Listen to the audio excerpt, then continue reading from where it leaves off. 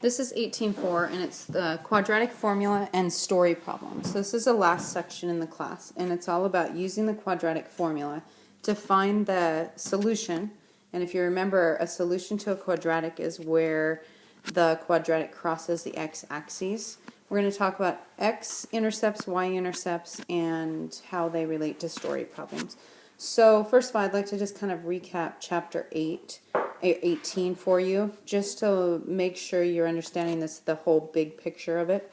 So we've been solving quadratic equations, and one of the ways that we've done this is by graphing. So I'm just going to freehand this. If I was to graph a quadratic, it might look like this. And remember, quadratics come from having an x squared, an exponent of 2, and they make either a smiley face or a sad face. Solutions are where they cross the x-axis. So let's say that this crossed at 2, and let's say that this crossed at -2. So the solution would be 2 and -2. You could have them look like this, where there would be no solution because they don't cross the x-axis. And then again, they can just touch, oops, I didn't quite make that touch the x-axis. And let's say this was at, doing a bad job of graphing here. Let's just say this was at 5, so you'd say x equals 5. So one way is to look at them from a graphing standpoint, which is probably the easiest way because all you're doing is for where it crosses x-axis. Then the next section you learned was solving by factoring. So when you solved by factoring, you had an equation like x squared plus 7x plus 10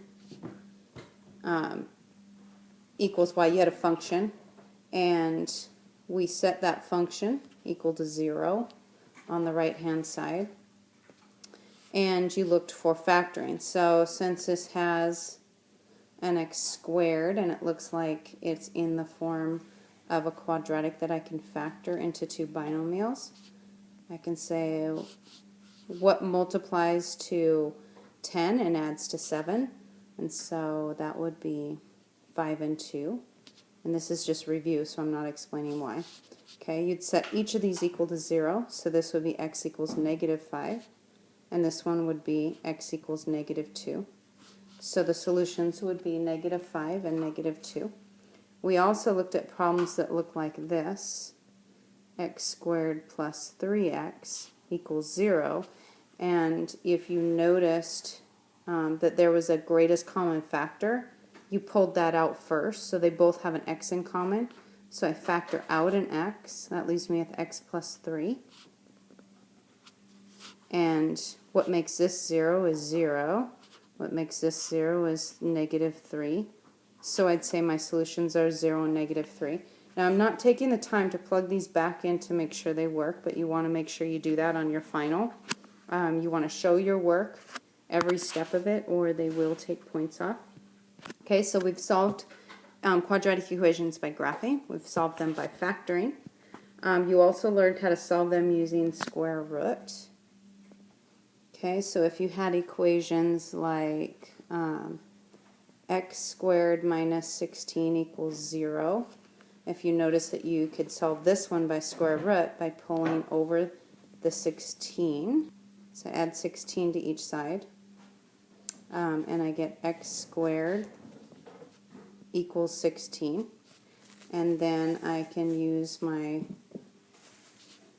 square root, and I get x equals positive and negative square root of 16, and x equals positive or -4. And then again, make sure you show your check. On the last quiz, I wouldn't give points on it if you didn't show your check. They will take, each problem is worth 5 points on the final, and they take quite a few off if you don't show your check, and a ton off if you don't show your steps or your work. Okay, so we also had some that look like this, and I'm just trying to quickly hit kind of a review for you, kind of summarizing everything. equals 0. And again, you could use the square root method by taking the 80 over, getting 2x squared equals 80, isolating the variable with the exponent, x squared equals 40, and x equals positive or negative square root 40. If you left it right there on the final, they would take points away because you didn't simplify the 40. If I look at 40, 40 breaks down to 4, square root of 4 times the square root of 10. And so, I'm running out of room here. Let me erase this part so I can move up into this area.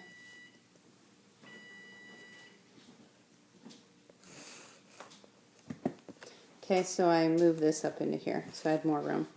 You know that the square root of 4 is 2, so I can simplify to plus and minus 2 square root 10. And the square root of 10 breaks down to 2 times 5, but that doesn't really help us because there isn't any perfect squares inside there. So I'm going to leave it as square root 10. So this will be your final answer. So again, on the final, if you left it, if you left your answer here at the x equals positive negative square root of 40, they would take points off for you not simplifying all the way. Okay, so 18.4 is all about using the quadratic formula. So let me explain what the quadratic formula is. The quadratic formula helps you find the roots, so it finds those x's. So if the quadratic formula is negative b plus or minus the square root of b squared minus 4ac. You're going to all over 2a. You're going to want to memorize that. They won't give that to you. You have to know that. So this is the quadratic formula, and the quadratic formula looks confusing, but it's actually a really quick and easy way to find roots. So all of these things that I just showed you, the graphing, the factoring, the finding the GCF, the using the square root, they're all doing the exact same thing. They're finding where the line crosses the x-axis.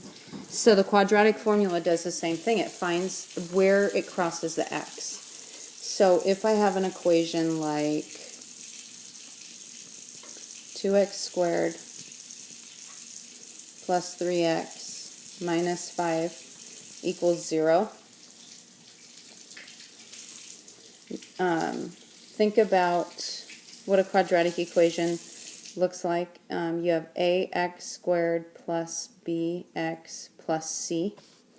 And so a is equal to 2 in this equation, b is equal to 3, and c is equal to negative 5. So it's all about just plugging all that in to that quadratic equation right here. So I'm going to go ahead and do that. So I'm going to get x equals negative b, so we said b was 2, so negative plus or minus the square root of b squared, so that's 2 squared minus 4 times a. Whoops, I just messed that up. Let me start over. I wasn't grabbing b. Let me start over.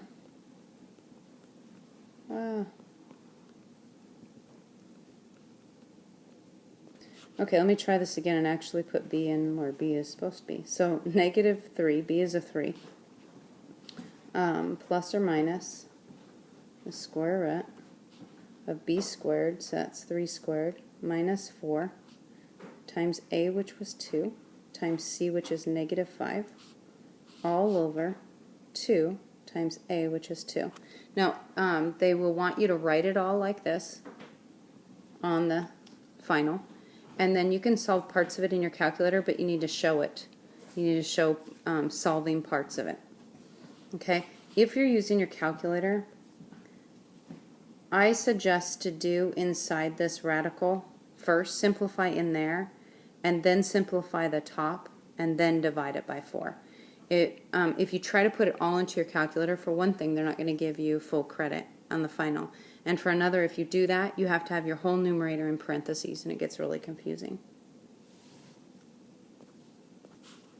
So I'll have x equals negative 3 plus or minus 49 all over 4.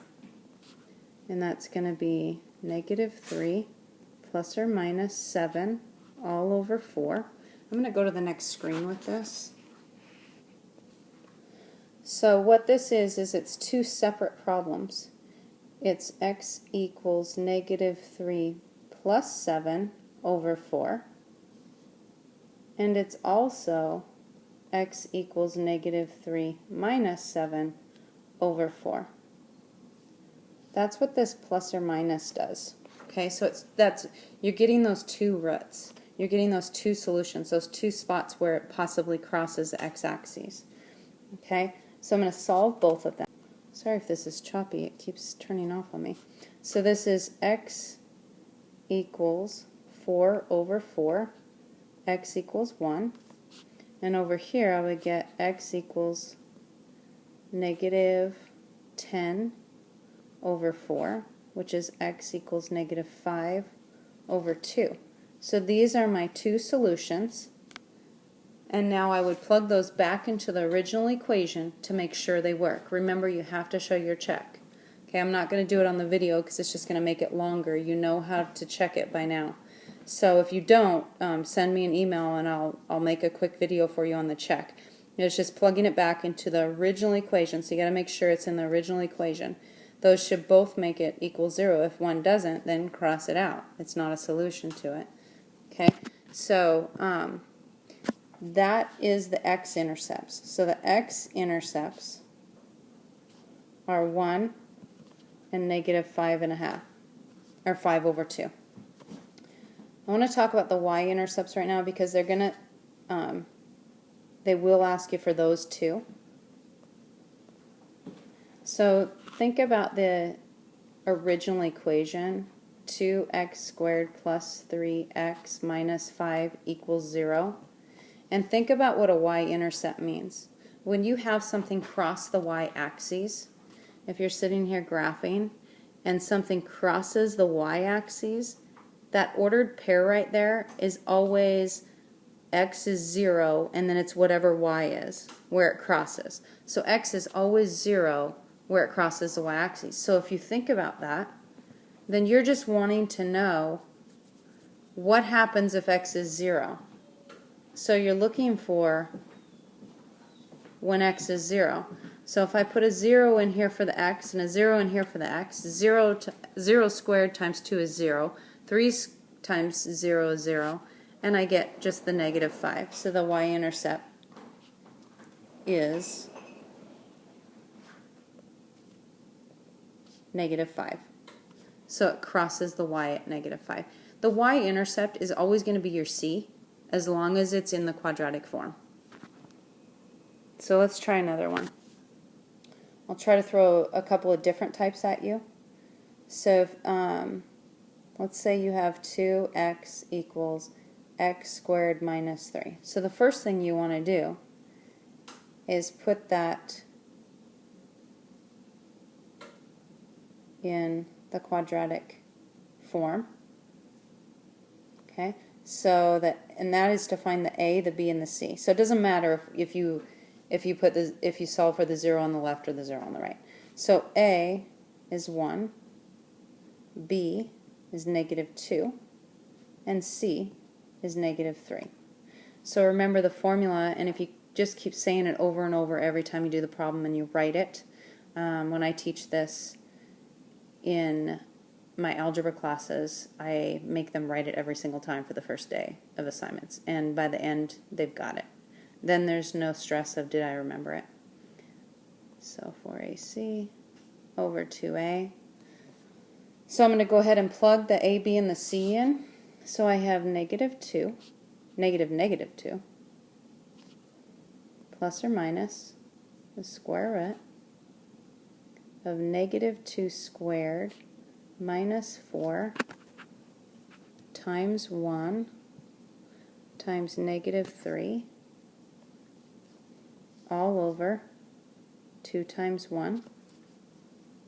Now if you're using your calculator on this part right here, do you know that if you take a negative and you use the squared button on your calculator, you have to put the negative in parentheses. Otherwise, the calculator is going to tell you that that answer is -4. And there's no way that -2 times another -2 equals a -4. So my advice is just to do that manually or use parentheses when you have a negative. So let's see if we can simplify this. So these two negatives will cancel out, and I'll get 2 plus or minus -2 squared is 4, minus 4 times 1 times -3, all over 2. So I have 2 plus or minus the square root of 16, all over 2. So I have 2 plus or minus 4 over 2.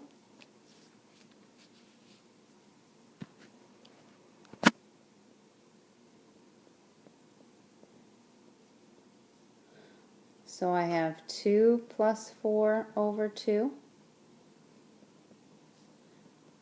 and I have 2 minus 4 over 2. So I'm going to solve both of these.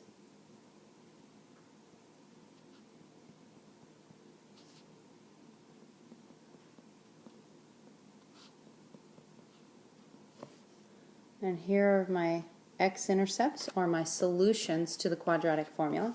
If they ask you for your y-intercepts, or your intercept, remember it's the c in the original equation.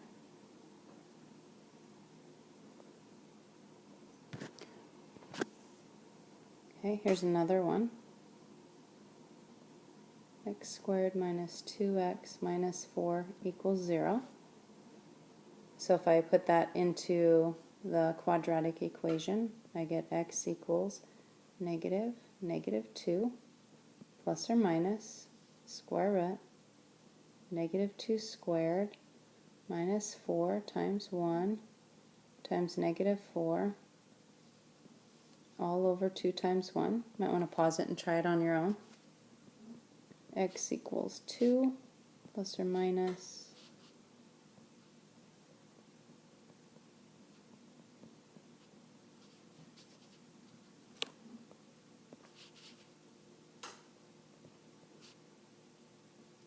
square root of 20 over 2. Now the square root of 20, if I break that down, that's the square root of 4 times the square root of 5 over 2. So this square root of 4 is really 2, so I can simplify it to 2 plus or minus 2 square root of 5 all over 2. So you can simplify this even farther, and they will ask you to. Can you see that this is over 2 and this is also over 2? And so you would get 1 plus or minus square root 5. You could leave it here, or you can turn it into a decimal, but you need to show both. If it says leave it in radical form, you need to leave it like that. So let me show you what a no solution might look like. So you might, for practice, write this down, pause the video, and try to use the quadratic equation on it, and then come back and see how you did. So the first thing I would do is move everything over so that it's in the quadratic form. Okay, so my A is 2, my B is 7, and my C is 29. So I'm going to use a quadratic equation, and that's going to be negative B, which is 7, plus or minus the square root of B squared minus 4 times A times C all over 2 times A. So I'm going to keep going, and I'm going to go ahead and solve inside the radical, which the book explains that that's called a discriminant. You can tell how many solutions a quadratic will have, whether it's 1, 2, or none, by looking at what the discriminant equals. So if I simplify this, sorry.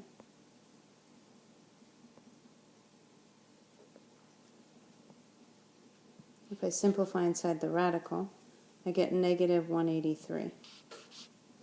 Well, try to plug this into your calculator. You can't have a square root with a negative inside of it. So this would be what a no solution looks like. So that means if I graphed this, it would be facing up. I can tell it's facing up because the a is 2. It's a positive number. Okay? And it wouldn't touch the x-axis at all. So it doesn't mean that there's no parabola. Remember what a solution is to a parabola. A solution is where the parabola crosses the x-axis.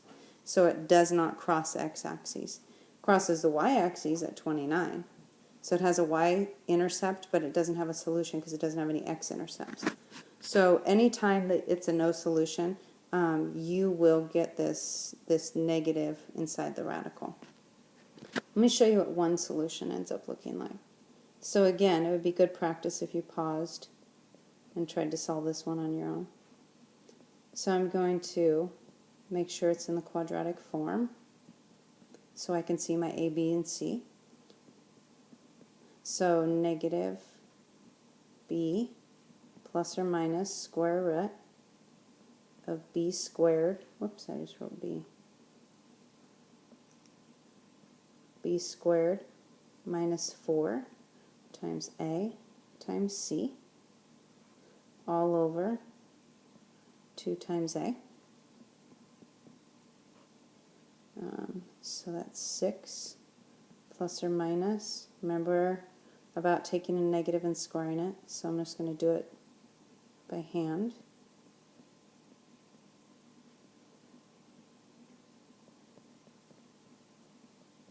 And now if I simplify the discriminant, I get 0 over 2. The square root of 0 is 0, so I get x equals 6 over 2. X equals 3. So I just get one answer. So that means that it touches the x-axis at 3.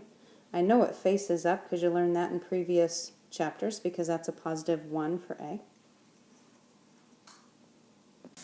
So here's the story problem attachment to it. There is a couple on your homework. You want to make sure you pay attention to those. There's some in the textbook that you can look at, some examples. There will be story problems on the final. So most story problems that have to do with parabolas are going to be something where something is shot into the air, or something is going through the air. So this story problem has to do with a golf ball that's being shot into the air. The equation, they'll give you the equation, then they'll tell you what it is a function of. So in this equation, height is a function of time, or time is a function of the so the equation is there. The t stands for how much time it's in the air before it hits the ground, and the h is the height that it reaches. And so what you're looking for in these is that you're looking for the solution. Oops, I forgot a t in there. There we go.